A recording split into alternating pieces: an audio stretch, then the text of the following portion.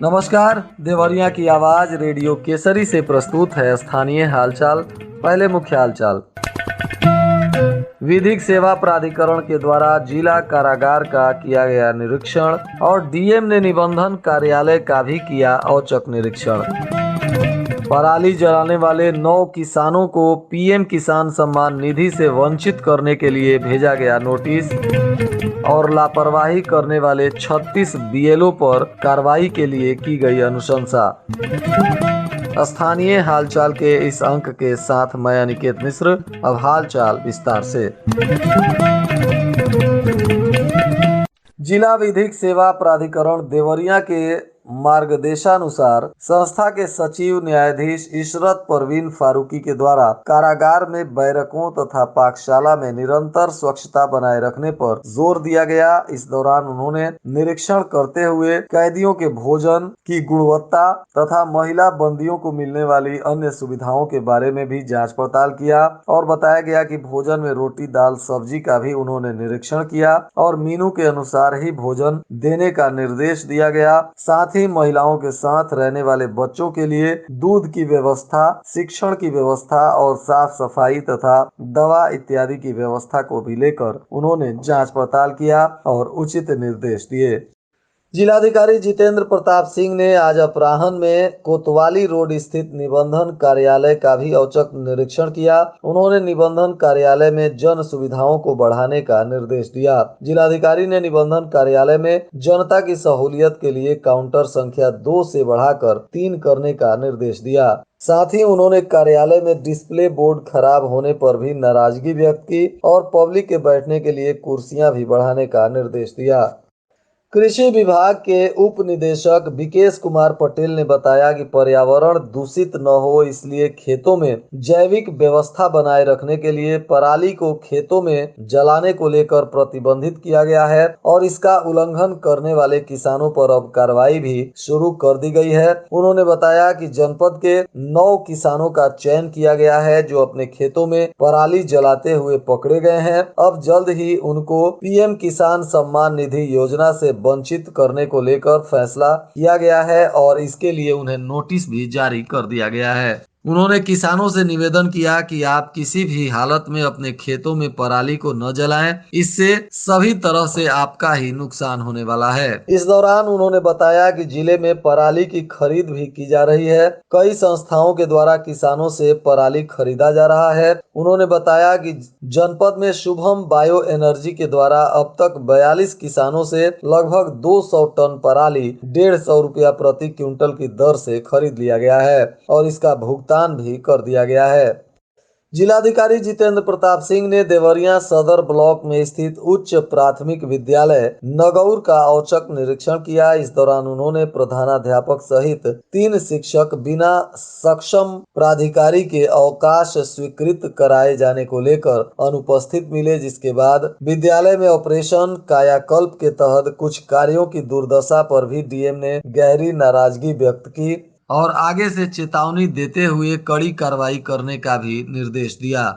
DM के इस निरीक्षण में विद्यालय के शौचालय में ताला लगा हुआ मिला, पेयजल का नल भी खराब मिला, जिसके बाद उन्होंने गहरी नाराजगी व्यक्त की और अनुपस्थित शिक्षकों का वेतन रोकने का भी निर्देश दिया तथा विद्यालय की व्यवस्था को जल्द से जल्द सुदृढ़ करने के लिए उन्होंने वहां मौजूद पदाधिकारियों और शिक्षकों को भी निर्देश दिया।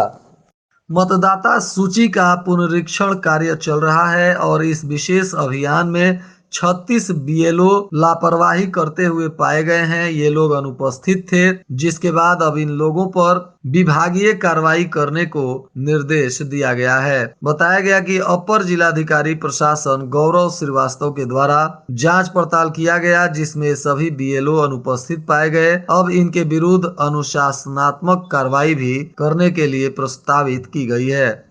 मुख्य विकास अधिकारी रविंद्र कुमार की अध्यक्षता में विकास भवन में कौशल विकास से संबंधित समस्त योजनाओं की मासिक समीक्षा बैठक की गई, जिसमें समस्त प्रशिक्षण प्रदाताओं ने बैठक में हिस्सा लिया और डीडीयू, जीकेवाई एवं यूपीएसडीएम को 100% लक्ष्य पूरा करने के लिए सख्त निर्देश भी दिया गया। वहीं एसडीएम के अध्यक्षता में 337 देवरिया विधानसभा के समस्त बीएलओ और सुपरवाइजर की एक बैठक हुई, जिसमें विशेष पुनरीक्षण अभियान के अंतर्गत आगामी विशेष अभियान 26 नवंबर और 4 दिसंबर को सभी बूथों पर नए मतदाताओं को जोड़ने के लिए अभियान चलाने का निर्देश दिया गया और इसके लिए तैयारियों की समीक्षा की गई।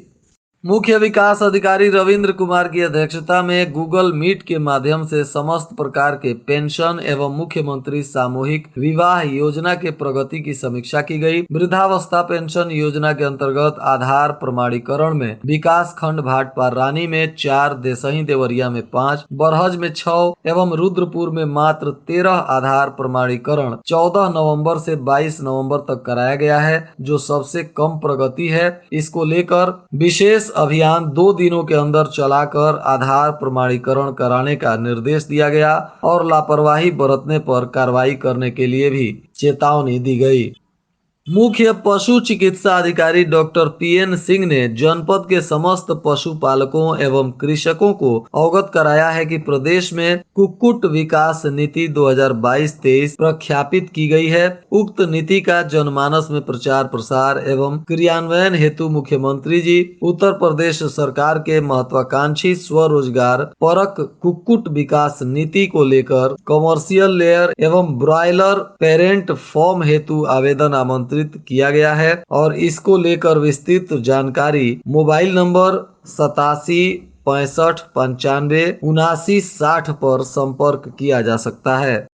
जिलाधिकारी जितेंद्र प्रताप सिंह ने कलेक्ट्रेट के सभागार में भारत की अमृत योजना के अंतर्गत तैयार किए गए GIIS आधारित देवरिया महायोजना 2031 पर जनमानस से प्राप्त आपत्ति और सुझाव पर सुनवाई की। जयप्रकाश पुत्र स्वर्गीय रामधारी ने सिविल लाइन रोड की चौड़ाई में किसी भी तरह की वृद्धि नहीं करने के संबंध में प्रत्यावेदन प्रस्तुत किया, जिस पर जिलाधिकारी ने मास्टर प्लान 2001 के अनुरूप ही मास्टर प्लान 2031 में भी 120 फीट चौड़ाई को यथावत रखने एवं उसमें किसी भी तरह का फेरबदल न करने की मांग पर सहमति जताई। वहीं दुर्गेश कुमार गुप्ता ने 2031 में प्रस्तावित नगरपालिका रोड की चौड़ाई 60 फीट को कम करने के संबंध में प्रत्यावेदन प्रस्तुत किया। डीएम ने बंदोबस्ती नक्शे एवं ओल्ड बिल्डअप एरिया होने के कारण नगरपालिका रोड की चौड़ाई को 60 फीट से घटाकर 40 फीट करने का निर्देश दिया। इसी तरह विजय कुमार सिंह जो पिंडरा नगर के निवासी हैं, उन्होंने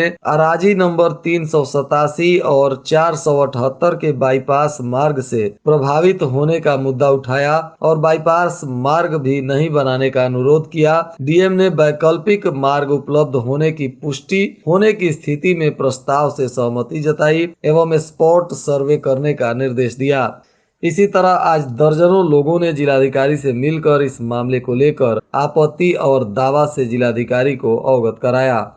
मुख्य विकास अधिकारी रविंद्र कुमार की अध्यक्षता में विकास खंड देवरिया सदर के ग्राम पंचायत बढ़िया बुजुर्ग में चौपाल का आयोजन किया गया। इस दौरान पशुपालन विभाग, श्रम विभाग, खाद्य एवं रसद विभाग, कौशल विकास मिशन, मनरेगा, कृषि विभाग, स्वास्थ्य विभाग सहित दर्जनों विभाग के अधिकारी मौजूद रहे और बाल विकास पुष्टाहार विभाग द्वारा अपने विभाग से संबंधित योजनाओं के संबंध में स्टॉल भी लगाया गया। इस चौपाल में NRLM योजना के अंतर्गत समूह की महिलाओं को 3 CCL की पत्रावली तैयार की गई और पशुपालन विभाग द्वारा खुरपक्का मुंहपक्का का टीकाकरण की भी जानकारी दी गई और 60 पशुपालकों को कीड़ी की दवा भी निःशुल्क रूप से दी गई। सभी विभाग के लोगों ने अपने अपने विभाग से संबंधित योजनाओं से वहां मौजूद लोगों को अवगत कराया।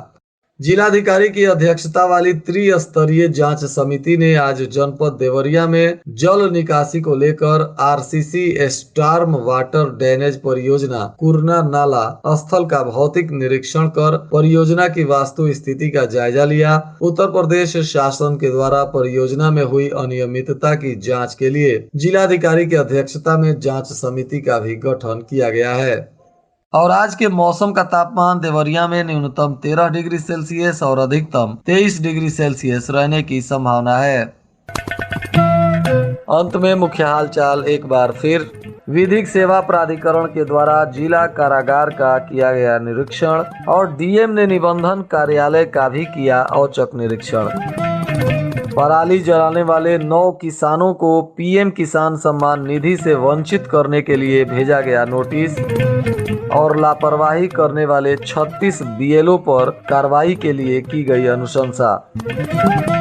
इसके साथ ही रेडियो केसरी से प्रसारित स्थानीय हालचाल का यह अंक समाप्त हुआ। नमस्कार।